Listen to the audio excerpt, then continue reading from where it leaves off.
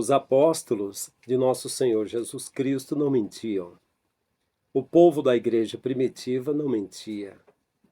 Uma vez, Ananias e Safira mentiu a respeito de uma oferta que voluntariamente estava dando para a comunidade da fé, para os carentes. E porque mentiu, foi inadmissível pelo Espírito Santo que operava ali.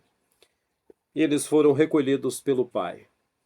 Mas hoje, os homens trabalham com muitas mentiras. E se eles falarem a verdade, o sistema que eles fazem parte cai. As boas intenções são muitas. O novo convertido deseja a santidade. Eu digo porque eu busquei também. Ora e jejuma, e quer profetizar, e quer dons do Espírito, e quer pregar, e quer ser usado por Deus para curas, para a operação de maravilhas, e quer se tornar um líder para fazer a obra de Deus. Mas parece uma maldição. É só se tornar líder e estar de posse de um número de CNPJ, ou estar na frente e ser-lhe delegado o poder para governar pessoas e para administrar receita, para administrar dinheiro, que esses homens viram do avesso. As cabeças das pessoas viram. Jesus disse que não é possível servir a Deus e a Mamon. Eu costumava dizer, sempre quando recolhia dízimos, ofertas, nas igrejas onde eu trabalhava, que eu não tinha orgulho de nada. E que, na verdade, eu era um servo da igreja. Porque eu era igual um mendigo, recebendo um pouquinho de cada um, então não tinha do que me orgulhar, a não ser também ajudar e dividir com os que precisassem. Falei muitas vezes isso, principalmente em uma igreja chamada Catarina, em uma serra fria, onde meu pai, minha mãe e meus irmãos, com exceção da minha irmã e meu irmão mais velho, fizeram parte comigo. Eu costumava dizer isso. Então eu digo que se um pastor falar a verdade num único culto, o ministério vai chamar a atenção dele, vai adverti-lo. E se ele continuar, ele será expulso. Ele será excluído. Porque na hora que ele disser, olha, o templo foi abolido por Jesus. A obra dele não é em templo. Ele falou para a samaritana que o dia chegou e a hora veio, que os verdadeiros adorariam em espírito. Em 1 Coríntios 3,16, o irmão Shaul, Paulo, disse que os verdadeiros adoradores são esses. São o templo do Espírito Santo. O templo somos nós, a morada do Espírito Santo. Ele disse, quem destruir o templo de Deus, Deus o destruirá, porque o templo de Deus que sois vós é santo. E lá em Atenas ele disse, Deus não habita em templo feito por mãos humanas. Então, na hora que o líder disser, nunca mais venha para esse templo, ele está indo contra a sua instituição. Vai estar indo contra a sua igreja. E agora, as pessoas não vão entenderem, porque o convite deve ser para virem para o templo, e não aquele que Jesus disse, em João capítulo 10. As ovelhas ouvem minha voz e eu as tiro para fora.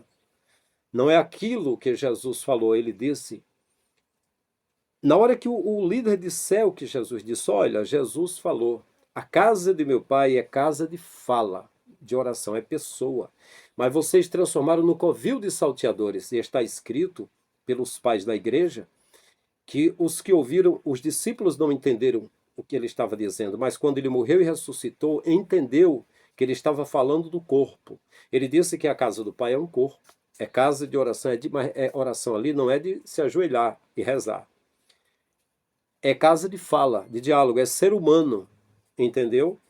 Que é a casa de Deus, e transformaram. Então, na hora que um líder disser, o templo é um covil de salteadores, a partir da hora que você vem para um templo desse, pode saber, tem gente brigando por causa de dinheiro. Está havendo até aí, tem um vídeo circulando de um pastor que, por fazer obras na igreja e utilizar uma parte dos dinheiros que rendiam ali, é até um pastor que é advogado, lá de Curitiba, Paraná. O pastor presidente o excluiu da convenção, o retirou da igreja. Mas ele disse que durante o seu trabalho ele enviou para a liderança, ele ganhou milhões de dinheiro. Então, na hora que o líder disser que é um covil de salteadores, ninguém vai mais querer. É só falar do jeito que está escrito, que aí a casa cai. Meus queridos, eu sou o pastor Frank Lima, você é bem-vindo ao canal Abrindo a Mente. Vamos continuar a parte 3 de mentiras que os pastores falam, né? Ou mentiras que os pastores contam, que é a mesma coisa. Meus queridos, religiosamente eu também sou pastor. Eu não teria motivo nenhum para falar do sistema religioso, porque o sistema me acolheu, o sistema me abraçou. Os pastores presidentes sempre me viram com bons olhos, sempre me amaram. Antes de eu casar, quando eu conheci a minha esposa em 3 dias, o pastor vice-presidente da convenção disse: "Você tem namorada? Quando você casar, eu tenho algo para você." E eu fui convidado por ele dentre 63 alunos do Estadec, o Seminário da Assembleia de Deus. Eu era da casa do pastor vice-presidente Pedro Cavalcante Falcão e da irmã Leilanda, sua esposa. A minha esposa era da casa do pastor Sebastião Mendes Pereira, pastor Bastos, e a sua família. Nós sempre fomos queridos deles. Eu não arranjei briga, contenda com ninguém. Eu não teria motivo nenhum para falar contra um sistema que cuidou de mim, me consagrou, me deu carta de autorização de evangelista em 97. Em 2001, me consagrou, me ordenou evangelista. E em São Paulo, no Belenzinho, em junho de 2008, foi consagração de pastor. Então eu não teria, pela mão do pastor José Wellington Bezerra da Costa, que me pôs a mão e orou por mim. Eu não teria motivo de falar contra o sistema que, de braços abertos, cuidou de mim. E eu não tenho problema com pessoas, mas eu falo contra o sistema de uma forma geral. Não é apenas aqui no Ceará. O sistema religioso é uma malha corrompida, que rola um mundo de dinheiro, é muito dinheiro que rola. Mas só pode rolar se ensinar a escritura ao contrário. Se falar a verdade, aí o sistema cai, a grande Babilônia cai, mas não tem jeito. Daniel capítulo 12 diz que o conhecimento será generalizado, a verdade vai vir à tona. E em Apocalipse diz que esses mercadores, esses reis da terra chorarão por causa da sua prata e o seu ouro que vai acabar a mamata. Eles vão chorar porque a grande Babilônia vai cair. O convite é: sai dela, povo meu. Não seja cúmplice em seus pecados e não participes dos flagelos que há de vir sobre ela. Meus queridos, uma mentira que os pastores estão contando é sobre o arrebatamento da igreja. E eu acreditei muito, e eu tenho muita mensagem gravada sobre o arrebatamento. Eu costumava usar as palavras do pastor Enéas Tognini, da Igreja Batista, e dizia: vai ser num dia calmo, o padeiro prepara o seu pão, o jornaleiro entregando o jornal e outros jornaleiros trabalhadores com a roupa de fábrica indo trabalhar. As lojas estão abertas, pessoas estão anunciando Chepão Magazine, calça jeans R$ 38, camisas sociais R$ 26, é promoção, é queima de estoque. A criança brincando na calçada com a bola. Os carros estão cruzando, dobrando as esquinas, caminhões buzinando, ônibus, locomotivas, está tudo certo. De repente, pô, uma batida no trânsito, uma pessoa grita aqui, outro grita ali, foi o toque da trombeta. As pessoas não vão entender. Nas creches, as pessoas vão desmaiar quando vê as crianças subindo. Eu pregava muito essas coisas. Eu visualizava isso o tempo todo. Mas, dando uma olhada para a Escritura, nós vamos perceber o seguinte: Jesus, ele falou em João 14 sobre a sua vinda. Eu acredito que Jesus, que segundo a concepção dos pais da igreja e da igreja protestante, seria 100% homem, 100% Deus. Porém, Jesus falou para os discípulos que a respeito do dia e hora ninguém sabia, nem o filho, disse ele, unicamente o pai. Possivelmente seria, eu não estou dizendo que seria, que coisas que Jesus falou ali, que iria acontecer e que possivelmente ele mesmo viu acontecendo, não aconteceu naquele momento. Não ocorreu. Ele viu que aconteceria, mas não aconteceu. Mas os pastores pegaram e ficaram repetindo que iria acontecer ainda. Eu digo já já por quê. Olha, Jesus falou para Pedro, André, Tiago, João: alguns dos que aqui estão, e na verdade falou para todos os discípulos, não morrerão até que vejam vir o Filho do Homem nas nuvens do céu com poder e grande glória. E aconteceu de todos eles morrerem, não ficou nenhum vivo. E isso não aconteceu perante eles. E ele disse: virá e dará cada um segundo as suas obras, dará um galardão. Aí alguém pode ter dito: não, mas quando Jesus falou isso, lá no Monte da Transfiguração, Pedro estava lá com outro discípulo e ele viu dois anciãos parecidos com Elias e com Moisés e disse: Jesus, tu queres que a gente façamos 3 tendas, uma para ti, outra para Moisés, outra para Elias? Mas não foi ali a vinda dele, porque ele não deu galardões nessa visão, né? E aí o seguinte, em João capítulo 10, Jesus enviou de 2 em 2, Pedro, André, Tiago, João, Filipe, Bartolomeu, Tomé e Mateus, e disse: vocês não terminarão de percorrer as cidades de Israel até que venha o reino de Deus. E o reino de Deus não veio enquanto eles percorreram. Inclusive, percorreram tudo. E Paulo disse sobre a Ásia Menor. Ele disse que o evangelho do reino tinha sido pregado em todas as gentes daquela época. E repetiu dizendo que foi pregado a toda criatura daquela época. E Jesus não voltou. E aí o seguinte, quando Pilatos perguntou a Jesus: conjuro-te que diga-me, tu és o Filho de Deus? Ele disse: eu sou. E a partir de agora, você vai ver o Filho do Homem, rodeado de anjos, indo, subindo para o céu e vindo no seu reino, e falou sobre tudo isso, que isso não ocorreu ali. Repito, Jesus disse a respeito do dia e hora ninguém sabe, mas Jesus estava convicto como homem, certamente, é o que eu acredito, não estou dizendo que é a doutrina. Eu aprendi na Assembleia de Deus que doutrina tem que ter 3 textos básicos para se apoiar uma doutrina, porque um texto sem contexto é pretexto para heresia. Mas eu estou dizendo que Jesus disse a respeito do dia e hora ninguém sabe, nem o Filho, unicamente o Pai. Então, ele falou de coisas que se ele falou, ele acreditou, mas ele estava como homem. E depois de glorificado, ele viu que seria de outra forma. Eu não sei se é assim ou se não é. Julgue, diga nos comentários o que você acha disso, que ele falou que ia acontecer e não ocorreu, não é? Certamente ele viu acontecendo e como homem pensou que seria logo, mas seria depois, não sei. O que é que você acha, né? Então é o seguinte, ele disse que o evangelho do reino seria pregado em todo mundo.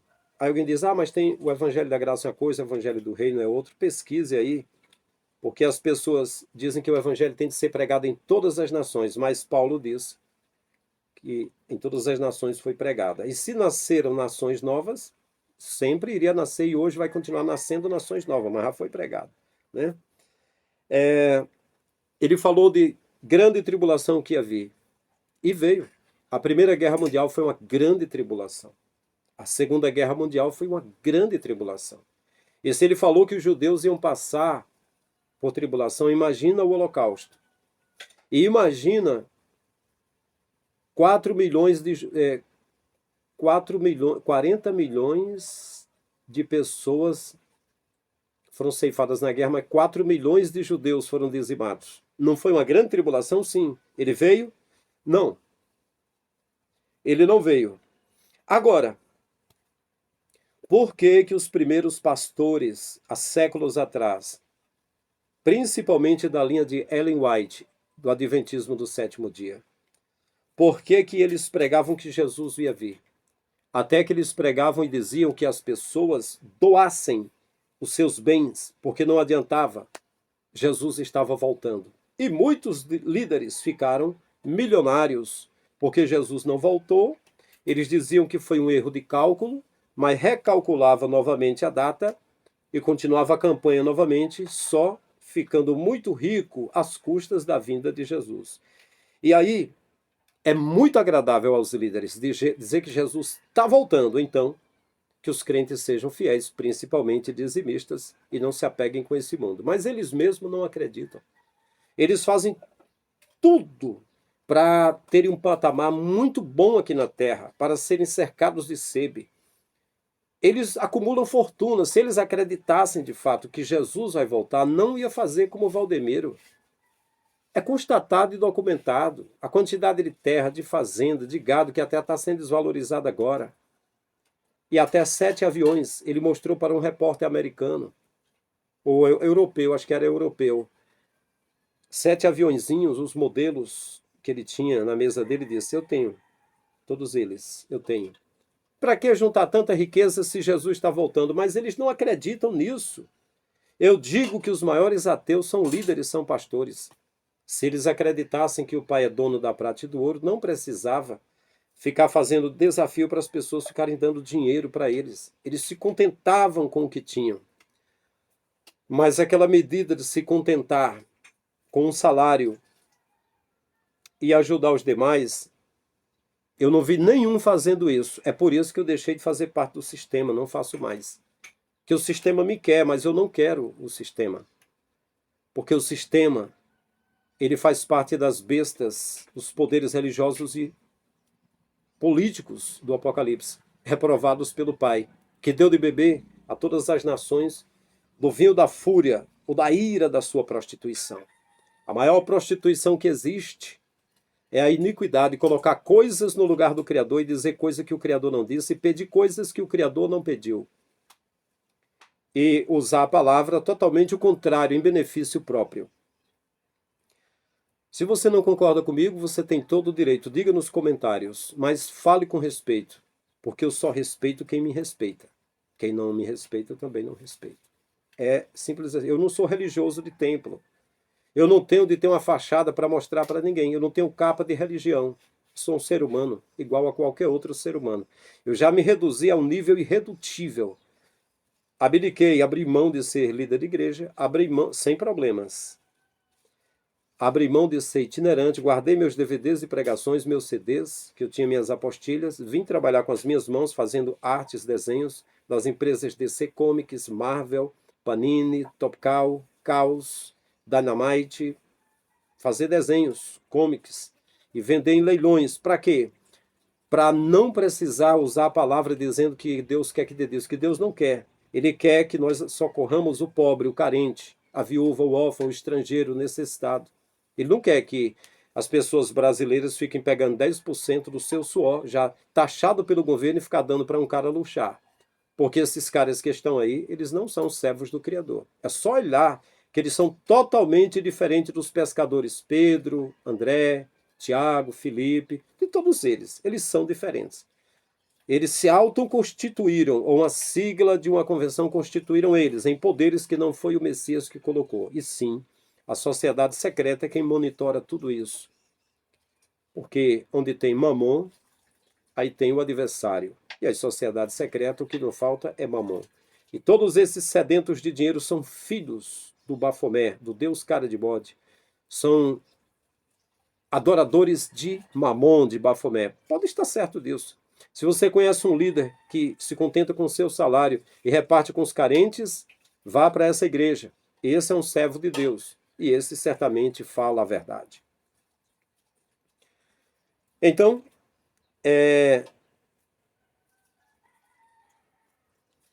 o arrebatamento, os líderes continuam pregando que Jesus está voltando, para que os crentes continuem fazendo os rituais do templo, atendendo às liturgias, sustentando o líder com dízimos e ofertas e servindo com temor, que é um dos medos que é utilizado. Se você não for fiel, você não será arrebatado. Ficará aqui para as taças amargas que serão derramadas, os toques das trombetas e para as tribulações que há de vir. Você ficará e vai sofrer se você não for arrebatado, se você for infiel. Então, assim, é uma das doutrinas que mantém o crente na linha, mantém os crentes no cabresto, preso no aprisco, né? Porque esse é o propósito, é prender no aprisco. Por isso que Jesus falou para aqueles que prendiam os religiosos no aprisco: vinde a mim todos vós que estáis cansados e oprimidos, e eu vos aliviarei. Tomai sobre vós o meu jugo e aprendei de mim, que sou manso e humilde de coração, e encontrareis descanso para vossas almas, porque o meu jugo é suave e o meu fardo é leve. Então Jesus, ele tira o fardo da religião dos homens, mas os homens colocam um fardo muito pesado sobre as suas ovelhas, para mantê-las no aprisco. Eu vou dar um exemplo aqui, uma música feita, uma música que não fala a verdade, e que é de um cantor sacro bem conhecido. Eu nunca ouvi uma pessoa evangélica dizendo que notou algum erro nessa música, mas pessoa que está fora do templo, sem o veneno do fermento dos fariseus, conseguiu perceber. Eram 100 ovelhas juntas no aprisco, eram 100 ovelhas que a manti cuidou, porém numa tarde, ao contá-las todas, lhe faltava uma, e triste chorou. As 99 deixou no aprisco, e pelas montanhas a buscá-la foi. Mentira, não é assim não. Não tinha aprisco, e na verdade pelas montanhas buscá-la foi não, foi buscar no vale. As ovelhas ficaram na montanha e não era preso no curral. Foi buscar no vale que estava perdido. E não deixou as 99 no aprisco no curral, não, senhor. Mas ninguém nem percebe. Porque nesse reino deste mundo, essa igreja que está aí, que as pessoas dizem que é a igreja de Jesus, o capítulo 5 e o capítulo 19 de Apocalipse mostra dois Jesus totalmente diferentes. Mas são muito parecidos, os dois montados em cavalos brancos, os dois vêm puxando uma multidão de gente que vem atrás, mas um deles é o falso e outro é o verdadeiro. Então estão falando, dizendo que é o verdadeiro, mas pelas atitudes é o falso. Porque ele fala de um jeito, as pessoas falam de outra, o tempo todo. E é mentira sobre mentira. Fazer o quê, né? Mas sem essas mentiras o sistema cai. E quem honra o sistema não pode falar a verdade. Tem de falar o que o sistema deixou lá no credo. Creio em Deus subsistente em 3 pessoas, Pai, Filho e Espírito Santo. Creio no batismo no Espírito Santo pela evidência inicial de falar línguas. Creio nisso, creio naquilo. Esse credo eu lia direto da Assembleia de Deus que eu fazia parte. E eu não ficava ali dentro daquele credo, eu pregava mais coisas por fora. Então aqui e ali um líder dizia, você fala muito, rapaz. Se você ficar falando essas coisas, sua agenda vai caindo. Ou seja, você está falando a verdade, mas a verdade aqui não funciona direito. É para você falar do jeito que te mandam, ok? Entendeu? Era dessa forma. Por isso que eu saí fora para poder falar a verdade. Então, meus queridos, é isso. Quero que você diga nos comentários o que você acha. Eu vou abreviando hoje. É muita coisa. Desde 16 anos de idade até hoje que eu aprendo muito. Eu aprendi lendo a Bíblia, lendo livros, estudando em seminário, estudando as línguas originais da Bíblia. Aprendi muito com pessoas, aprendi muito com o nosso Criador. Aprendi muito vendo nas convenções, nas escolas bíblicas, o comportamento, pregando nas igrejas, lidando com os líderes. Aprendi muita coisa. E o que eu aprendi, creio que serve para a vida eterna, mas também creio que serve para ajudar a abrir a tua mente. Então, é isso aí. Você que ainda não é inscrito, se você gostar, inscreva-se no nosso canal. Se quiser cooperar conosco, torne-se membro do nosso canal e você terá acesso a alguns privilégios do canal. Entre no hall de membros do canal, veja os 5 níveis que nós temos, que certamente você vai gostar. Então é isso. Até o próximo vídeo. Estamos juntos.